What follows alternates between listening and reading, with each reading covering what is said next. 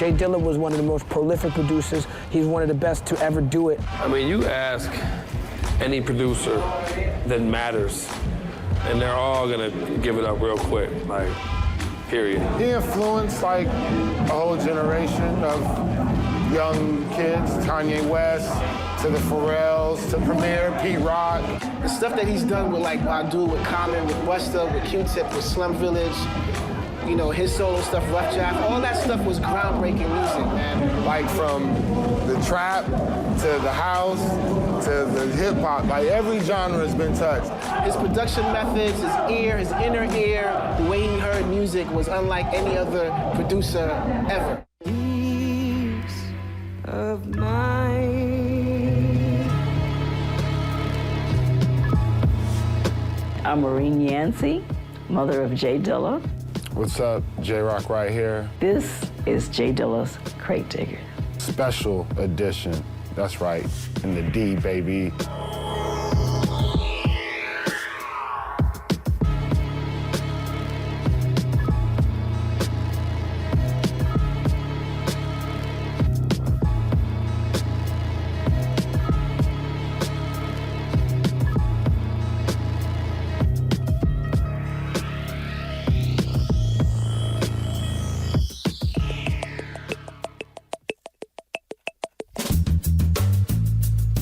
A lot of them don't know that Dilla produced a lot of their favorite picks. I found that out 2 weeks ago, even again, at a school in Birmingham, Beverly Hills area. And the kids knew a lot of the songs, but they thought that the artist had written and done the music. And a lot of that was Dilla, but he didn't care. My brother's an old school producer, like how you got your Quincy Jones, where he don't gotta be in the video. Like, hey, I produced it. You know what I mean? He played the background. Like, he didn't want that spotlight. He just had a love for music and just wanted people to feel it. He didn't need for people to know that, oh yeah, I produced this joint for Shannon, or I did that for Busta. Like, I would have to find out about tracks that he did. Like, I would hear about it. Like, yo, I didn't even know you did that track. Like, what? Like, yo. He never talked about it. If he was in big magazines or newspapers, I would find out from people calling me saying, I got a magazine and your son is in it. And I'd say, he is? I said, really? He said, yeah, you don't have one? I didn't know, because he didn't tell me. And so I'd ask him, James, you in a magazine? Oh, yeah. And that was it. It didn't mean anything because it wasn't the music. The records that I had with him, I worked with him on Right About Now and then mixtape records and everything, but for that records on my album, he insisted on, we didn't work together until I came to Detroit, until I had to come to Detroit and be here for a couple of days and really soak it in. It wasn't just sending the tracks, and it was a real collaboration.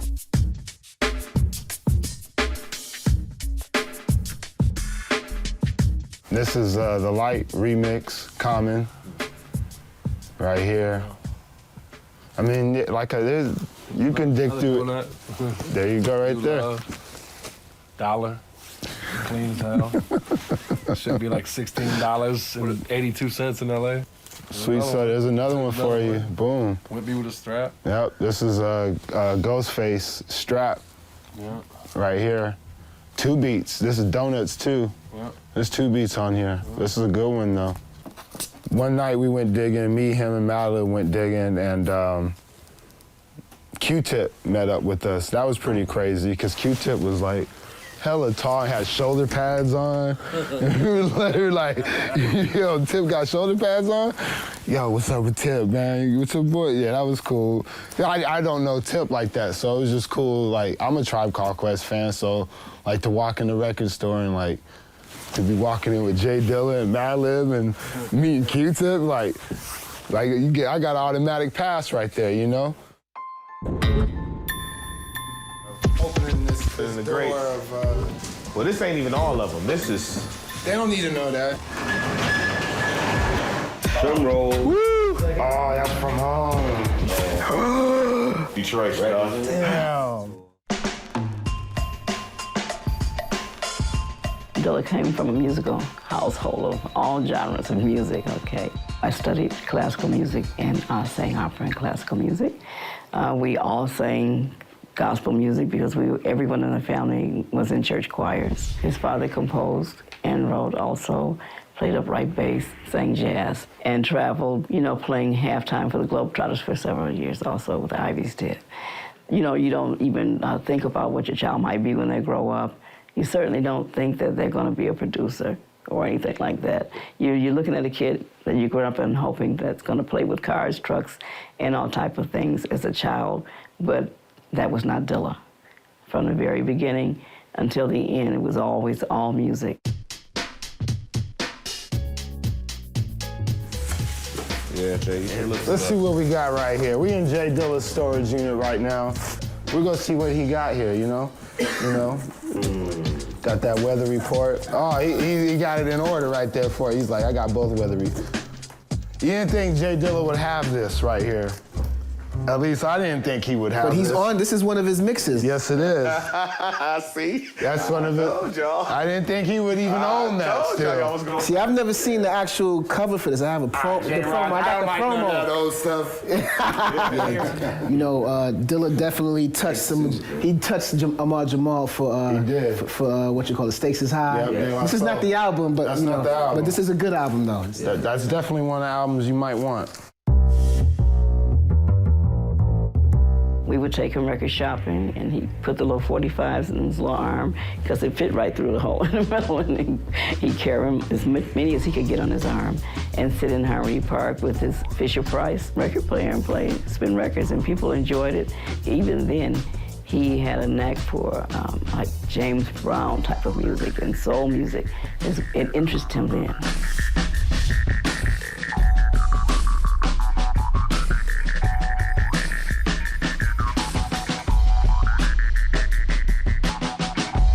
Melodies and memories, like just going there, even when I go there now, it's like, dang, that's crazy. Like back in the day, my brother was walking through here at record shopping, looking for, new sounds.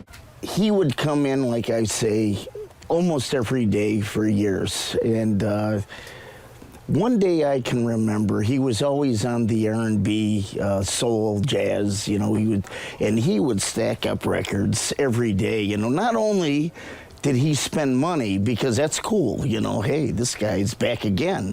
He's gonna drop $300 to $500, But not only that, I didn't look at that as the money. Just to have him in here, even if he found one record, he was just a cool person to have and talk to. And I remember one day he was on the rock side of the store. And he's laying on the floor, and I go over there. I go, Jay, what the hell are you doing over here on this side?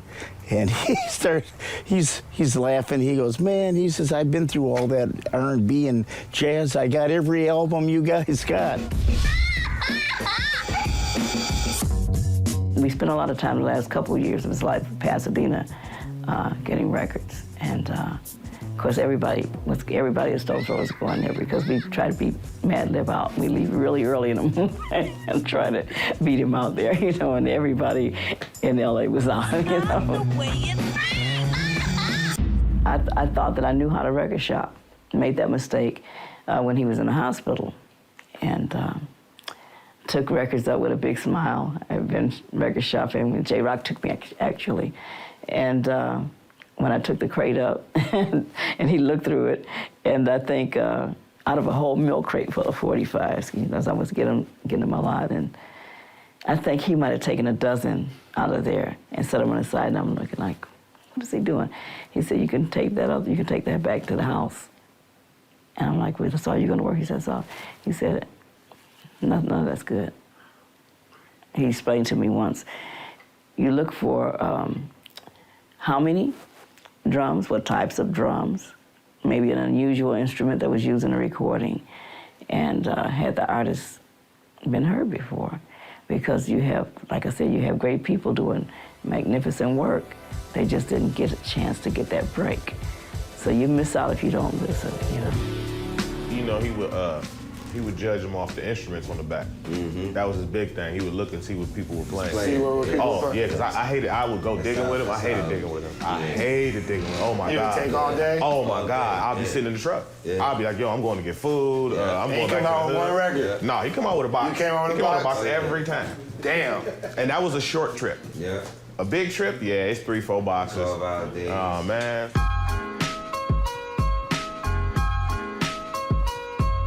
I remember the first album that we bought for him, and he was 3, and we got him Michael Jackson's The Wiz. And of course, you know that vinyl was played like religiously and at all hours. He can sit it with the turntable for many hours at a time without getting up to eat, take a break or anything, even as a young child, because that was all that he absorbed, is all that he wanted to absorb.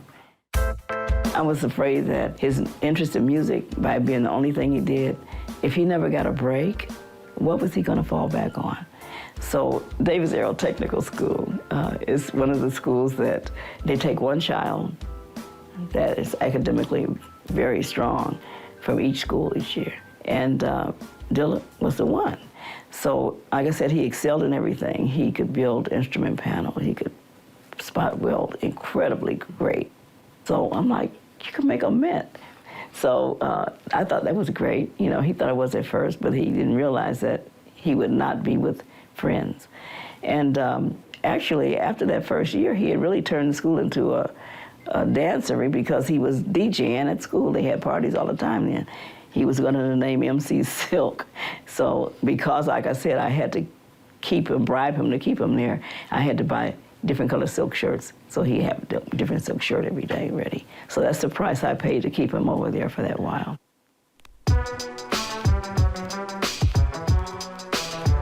It took months of myself, my sister, and my niece to put everything in alphabetical order. And when we did the alphabetical order and everything got in sleeves, he personally put the sleeves on each album himself. And after we did all that and we thought we had it made, we were working 8 and 9 hour days at that, you know, doing this here. And he'll come in and he'll say, you got to do these 2 racks over. It's certain ones that a certain artist, they have to go on different shelving, alphabetize those in a different area.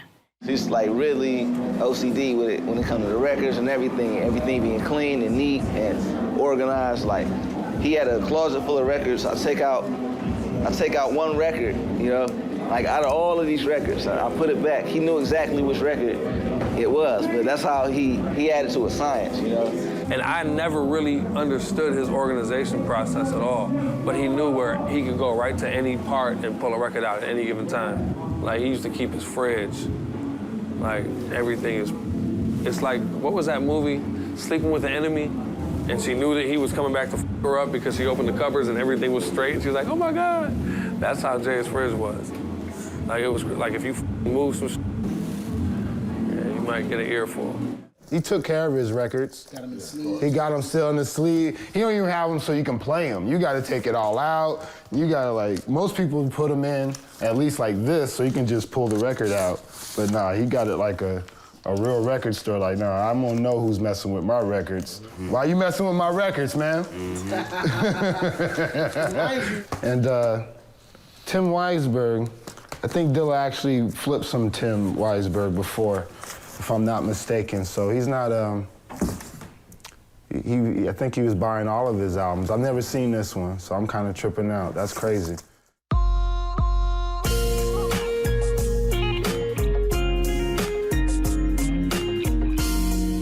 He'd bring Common with him quite a few times, and the Questlove would come quite often with him, and we'd be here till 2, 3 in the morning. I remember him pointing up to a Beach Boys box set. He said to Questlove, hey, you got that Beach Boys box?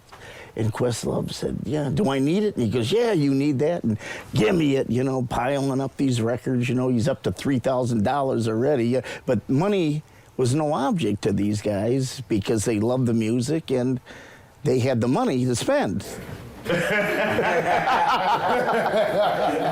He would clean up the basement. He had a little duster that he would use, and he would dust his albums and his machines and all his work. But he would have a record playing, and he would play the record front to back, both sides, while he cleaned.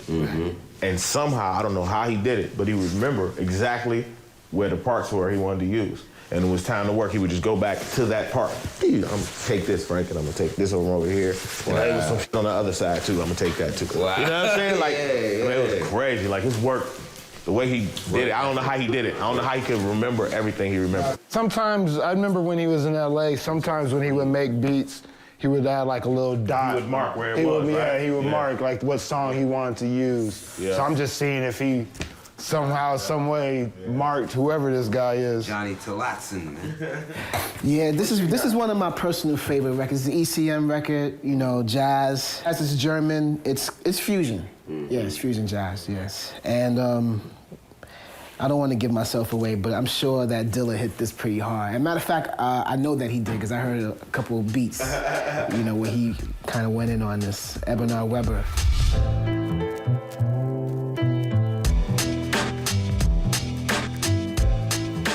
I'd say almost like he had two sides. He could be very compassionate and giving, even to strangers. He was by far one of the nicest, easiest people to talk to, that I've ever met in my life. He did care about people, but because of, I guess, how people will come at him and almost want him to give them beats without regard to his time or energy, or if he thought that you really weren't qualified to mess with it or shouldn't be doing it, like his dad would say, this is not your occupation, kind of thing. He had a short fuse on some people, even if you're the homie. He had a short fuse on the homies. If you're f***ing up, you know, he would definitely let it be known. If you were bugging him, calling him a lot, bugging him. On the other hand, he got stronger, I guess, from the knocks of coming along in that industry. And he became outright just belligerent at times, you know. He never backed down. That's one thing about him. We would get neck and neck sometimes, but you know, he was never disrespectful. He just was like, I'm gonna do my music. Whatever you do, you just have to do it because I'm gonna do my music. And that's where we were. He was the most respectful, the most gentleman-like kid that I had coming to my house, because everybody else was wild, just on the wild, and he was the only one that seemed to have integrity. And you know, if he said he was coming at 3 o'clock, he came at 3 o'clock. And a lot of people don't get that. Your word is everything. His word is bond. So another one that describes Dilla is word is bond. Jay Dilla did a remix for Macy Gray. I Try. And Common heard that beat and what it turned into. Oh, yeah. Okay, there you go. With light on it, joint with light. You got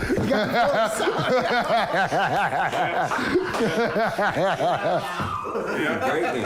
One of my favorite movies, too, man. Breaking. Jay Dilla was a collector, as you can see. He bought everything. It didn't matter. 94 cents. There's some heat on that, though. Oh, yeah, come on now. 9.5. What you know about 99.5? Come on, man. That's the best song. That's the best song on here. Reckless, Ice-T is on here. Reckless, yes. I was a bigger fan of the second record. Definitely. This is one album that I'm kind of surprised he has. But we used to have good conversations about old hip-hops. No, he's definitely a hip-hop head. Yeah, he's definitely a hip-hop head. He would make me CDs when I would leave the house, and whatever hip-hop conversation we had that day, that's what the name of the CD was. So if we were talking about UTFO, when I leave the house, here you go, J-Rod, it'd be Mixmaster Ice. Yeah. But then we have...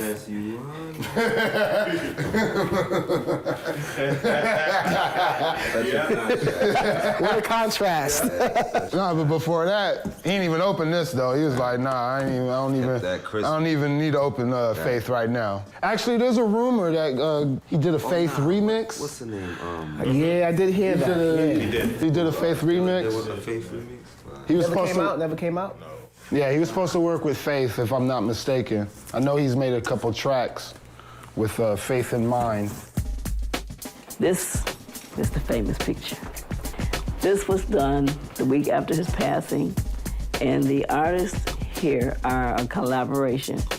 James Poyser, Questlove, Erykah Badu. Her signature is the hearts. Okay, if you see the hearts, different places, and the angel with wings, that's Erykah. They were also Aquarians. And Dilla, Questlove, all the guys, Q-Tip, all of them were so Aquarians, and they just got together and did this portrait, and I guess had their own little, tribute. Music is love. Ain't nothing real but love. Wow. Then you know who did it, don't you? Erykah. That's Erykah. That's exactly what she would say.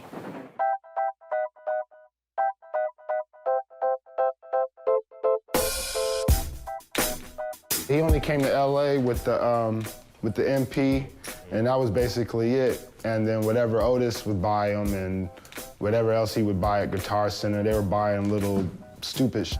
He was in the hospital that whole time, and then when he got out, he was so excited. He got out, and he was at the house, and they sent him this. And he hit me up, J-Rock, I got the Moog back, man. I'm back in business, baby. I was like, come on, man, what? It was on the TV tray. I just gotta look at it once. That's still the same, B. It's the real deal. He was so excited. He was about to start killing it with this. He's like, I got the keyboard back. He was waiting for this. Super dope. And this keyboard is on a lot of beats. This was his seasoning for his beats. He'd find a sample, but he would still play this on the beats, and then sometimes he would just play this and find a little sample to play with, man. And bass lines. And bass lines. A lot of bass lines. Man, yeah, I used to always trip on and be like, Dilla, man. So he probably made that that Jack Davies joint on here. Do-do-do-do-do. Everything was, yeah.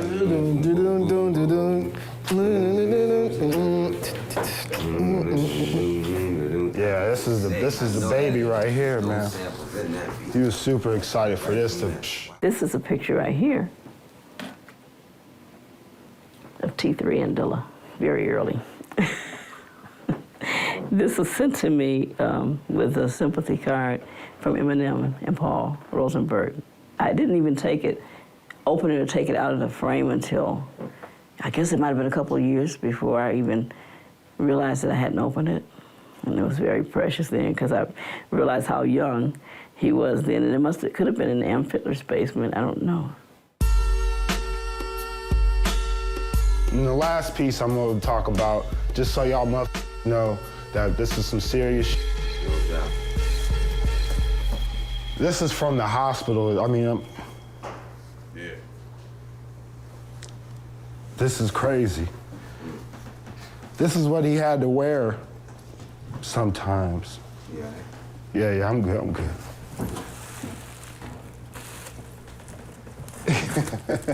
He had to wear this sometimes, and he was gonna use this for the cover of The Shining. Yeah. This was gonna be on, he was gonna do that crazy shit.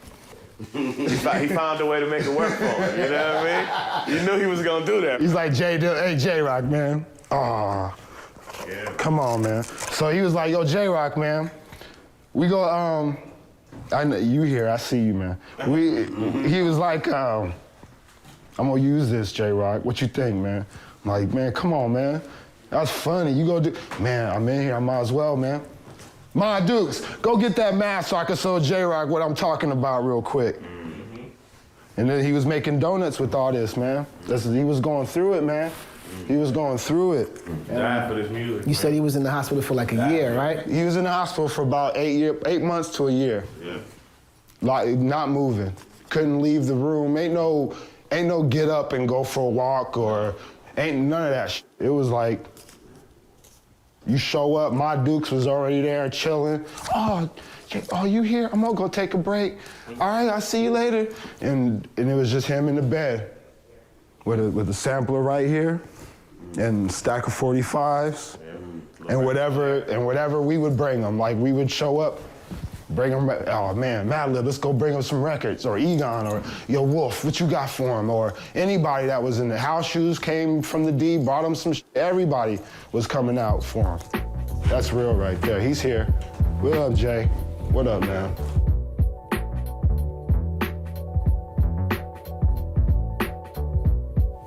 The whole thing about this is to let people be aware of what he has done for the music. He pretty much gave his life.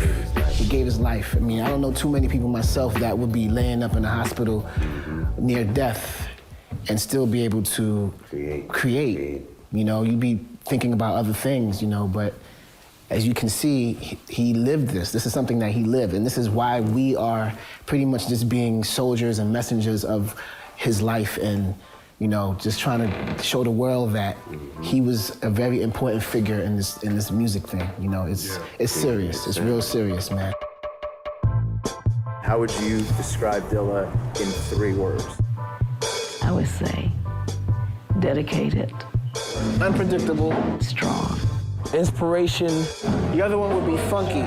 He's a genius. He's the best. Passion. The beat maker. The best beats. Scientific. One thing he used to always say is, come on, man. And purity. Compassionate.